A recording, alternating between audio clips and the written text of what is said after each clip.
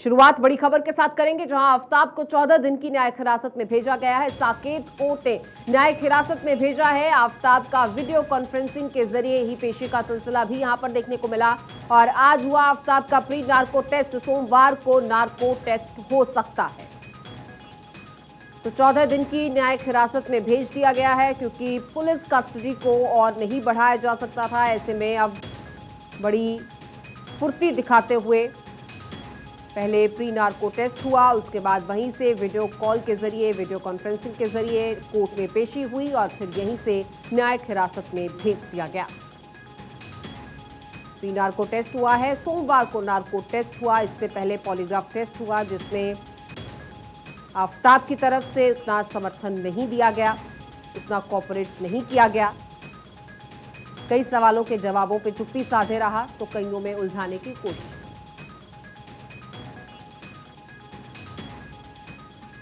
और इसी खबर पर हमारे सहयोगी सुमित हमारे साथ हैं और उनके साथ हैं आफताब के वकील। तो सीधे सुमित से ही बात करते हैं। Sumit, over to you. जी बिल्कुल, देखिए एक्सक्लूसिव इस वक्त हमारे साथ मौजूद हैं आफताब के वकील और अब से थोड़ी देर पहले सुनवाई हुई है वीडियो कॉन्फ्रेंसिंग के जरिए साकेत कोर्ट में और आफताब के वकील ही बताएंगे कि आखिरकार आज हुआ क्या। ये बताइए अविनाश जी, आज क्या कुछ हुआ सुनवाई के दौरान? वीडियो कॉन्फ्रेंसिंग के जरिए पेश किया गया था आफताब को। देखिए, मुझे भी एग्जैक्ट मालूम नहीं, पर मुझे जहाँ तक मुझे अपने सूत्रों से पता चला है कि उसे बीसीआई के थ्रू प्रोड्यूस की गई है और उसको जेसी रिमांड में दे दी गई है। 14 दिन की न्यायिक हिरासत में जेल भेज दिया गया। हाँ, 14 दिन की न्यायिक हिरासत में जेसी में भेज दी गई है। सर आगे अब क्या अगर बात हम करें, खासकर 14 दिनों की न्यायिक हिरासत, क्योंकि 14 दिनों की पूछताछ ऑलरेडी हो चुकी थी, इस मामले में जाँच भी हो चुकी थी, रिमांड जो है वो खत्म हो रहा था, आज न्यायिक हिरासत में भेज दिया गया है। अब दिल्ली पुलिस कह रही है कि इस मामले में आफताब का नार्को टेस्ट कराया जाएगा सोमवार को, तो क्या प्रक्रिया रहने वाली है? देखिए, ये दिल्ली पुलिस अपना इन्वेस्टिगेशन कर रहे हैं, पर उसके लिए कुछ प्रोसीजर है, वो उस प्रोसीजर को उनको फॉलो करना होगा। अब उनके लिए डायरेक्ट कोई भी प्रोसीडिंग को करना बहुत मुश्किल होगी, उसके लिए परमिशन पहले लेनी पड़ेगी। तो क्या माफ कीजिएगा, सोमवार को जो दिल्ली पुलिस कह रही है कि इस मामले में वो टेस्ट कराना चाहती है, नार्को टेस्ट कराना चाहती है, तो क्या भी तब भी कोर्ट की परमिशन लेनी होगी? हालांकि कोर्ट की परमिशन उनको मिल चुकी है, पर वो पीसी रिमांड के लिए मिली थी, जो पीसी रिमांड के ड्यूरेशन में ही उनको करना था, पर उन्होंने जो अब तक नहीं किया, तो उसके लिए फर्दर फिर उनको कुछ ऑर्डर लेनी पड़ेगी। जो पॉलीग्राफी टेस्ट कराया जा रहा था जब आफताब का, तो आफताब की तबीयत खराब हो गई थी, उस संबंध में आपकी बात हुई आफताब से? नहीं, अभी राइट नाउ मुझे बस एक बार ही उनसे लीगल मीटिंग हुई है, फिर मैं आगे फिर लीगल मीटिंग करूँगा इस मैटर पर। अभी मुझे ज़्यादा उससे बात नहीं हुई है। तो जानकारी क्या मिली आपको कि आफताब की जो तबीयत है वो खराब हो गई है, क्या आप ठीक है उसकी तबीयत? जानकारी तो मुझे भी बस अपने कुछ सूत्रों से ही पता चल रही, पर अभी वो ठीक है, अभी स्वस्थ है।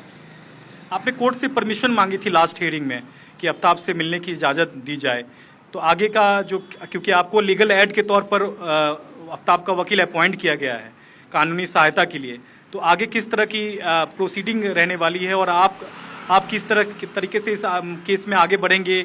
क्या जमानत के लिए भी आप सोच रहे हैं? हाँ ज़रूर, मैं पहले वो पूरी लीगल मीटिंग करके पूरी इन्फॉर्मेशन कुछ लेना चाहूँगा, क्योंकि मेरे पास भी इन्फॉर्मेशन अभी काफ़ी अधूरी है।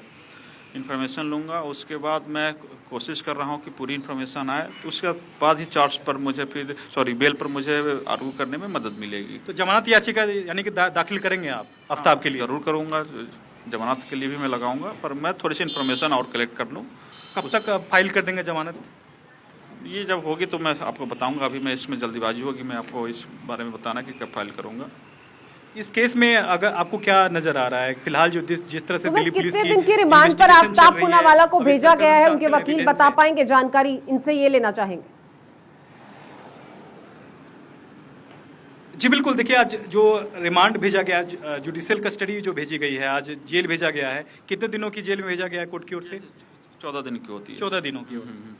तो 14 दिनों की न्यायिक हिरासत में आफताब को जेल भेज दिया गया है। आफताब के वकील हैं, उनसे ये भी जानना चाहेंगे कि आखिरकार आगे किस तरह से इस केस में अगर बात की जाए, जो डिफेंस है, खासकर आफताब के वकील हैं, वो किस तरह से आगे बढ़ेंगे इस मामले में?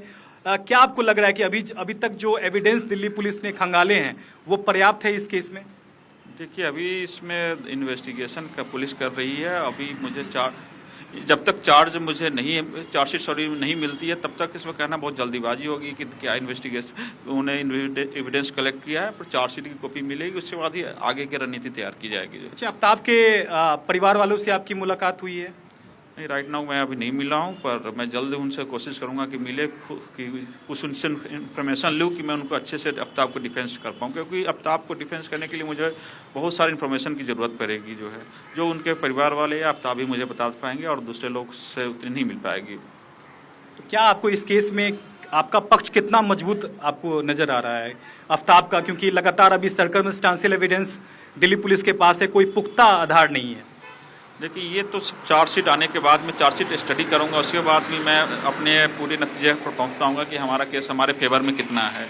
अभी थोड़ी सी जल्दीबाजी होगी, अभी कुछ दिन और समय दे, उसके बाद पता चलेगा। अच्छा, 2020 में श्रद्धा ने एक कंप्लेन फाइल किया था महाराष्ट्र में आफ्ताब के खिलाफ, जिसमें जिक्र किया गया था कि आफ्ताब जो है उसे डराता धमकाता है और ये भी धमकी दे रहा है कि उसे टुकड़े टुकड़े करके जान से मार देगा।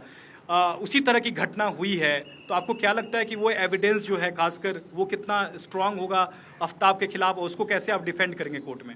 देखिए, इसके बारे में मुझे भी ज़्यादा इन्फॉर्मेशन नहीं है। मैं जब आफ्ताब से मिलूंगा तब मैं उससे जानकारी लेने की कोशिश करूंगा। इसके बाद एक टेस्ट हो रहे हैं लगातार, हम देख रहे हैं आज प्री नार्को टेस्ट हुआ, इससे पहले पॉलीग्राफ टेस्ट हुआ। ये भी समझना चाहेंगे कि पॉलीग्राफ टेस्ट में जिसमें ये बार बार कहा जा रहा था कि आफ्ताब पूनावाला सहयोग नहीं कर रहा, किन किन सवालों के जवाब दिए गए, कौन से सवाल दागे गए और कौन से सवाल अभी भी अधूरे हैं, बिना जवाब के हैं? जी बिल्कुल, देखिए एक सवाल आया आपके संदर्भ में, आपके जो आरोपी है उसके संदर्भ में है कि आफ्ताब पॉलीग्राफी टेस्ट में लगातार जो है वो कोऑपरेट नहीं कर रहा है। पॉलीग्राफी जो टेस्ट हुई है उसमें आपको क्या कहना है, कौन कौन से सवाल जो है दिल्ली पुलिस ने पूछे हैं जिसका जवाब उसने नहीं दिया है और देने बाकी हैं? देखिए, ऐसा नहीं है, आफ्ताब पूरी तरीके से कोऑपरेट करेगा। कोऑपरेट नहीं करते तो पोली और नार्को के लिए वो कंसेंट ही नहीं देते कि मुझे कराना है। उनके पास पूरी राइट थी कि उसको डिनाई भी कर सकते थे, पर उन्होंने सहयोग के कारण ही उन्होंने जो है इसके लिए कंसेंट दिया जो है, और पूरी चीज़ों का वो सही सही जवाब दे रहे हैं। थोड़ी सी उनकी तबीयत जरूर खराब हो गई थी, पर पूरी सहयोग कर रहे हैं वो। तो आपको क्या लगता है कि आफ्ताब जांच में सहयोग कर रहा है? हाँ, पूरी तरीके से। दिल्ली पुलिस का जो कहना है कि जांच को भटकाने की कोशिश कर रहा है आफ्ताब। देखो, ये दिल्ली पुलिस का स्टेटमेंट है, मेरा स्टेटमेंट जो है ये पूरी तरीके से सहयोग कर रहे हैं। अच्छा, पिछली हेयरिंग में आपने 10 मिनट बात की थी आफ्ताब से, आफ्ताब ने क्या क्या आपको बताया था? देखिए, ये अभी कॉन्फिडेंशियल रहने दिया जाए, जब मैं डिफेंस को और मजबूत कर लूँ उसके बाद मैं इस चीज़ों को डिस्क्लोज करूँगा। अच्छा, नार्को टेस्ट की बात दिल्ली पुलिस कर रही है कि इस मामले में सोमवार को नार्को टेस्ट कराया जाएगा। इसके लिए क्या परमिशन दिल्ली पुलिस को लेनी होगी कोर्ट से लेनी होगी परमिशन? देखिए, कोर्ट से ऑलरेडी उनको परमिशन मिल गई है, पर वो हालांकि वो अब जेसी में चले गए हैं, इसलिए उनको कुछ और प्रोसीडिंग के लिए फर्दर उनको परमिशन लेनी पड़ेगी। कोर्ट से ही परमिशन लेनी कोर्ट से परमिशन लेनी होगी। तो निश्चित तौर पर संभल कर बोल रहे हैं आफ्ताब के वकील, क्योंकि ये डिफेंस काउंसिल है, इस केस में लीगल एड के तौर पे इनको अपॉइंट किया गया है कोर्ट की ओर से, तो निश्चित तौर पर संभल कर अपने बातों को रख रहे हैं। लेकिन निश्चित तौर पर दिल्ली पुलिस के इन आरोपों का खंडन कर रहे हैं कि आफ्ताब जांच में सहयोग नहीं कर रहा। उनका कहना है कि हर बात को लेकर उसने अब तक सहमति जताई है, जांच में वो पूरा सहयोग कर रहा है, यहाँ तक कि अगर वो जांच में सहयोग नहीं करता तो वो पॉलीग्राफी टेस्ट और नार्को टेस्ट को लेकर हामी नहीं भरता। तो निश्चित तौर पर बातचीत आपने दर्शकों तक पहुंचाई है आफ्ताब के वकील के साथ। बहुत शुक्रिया आपका, बहुत धन्यवाद।